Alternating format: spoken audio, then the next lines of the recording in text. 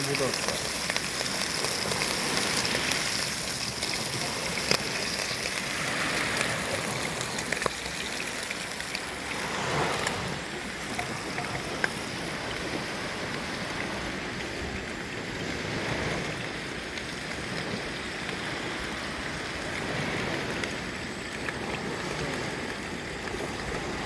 Ну, спасибо, кто, ребятки. Давайте. Доброе утро. Доброе утро. Алина, доброе утро.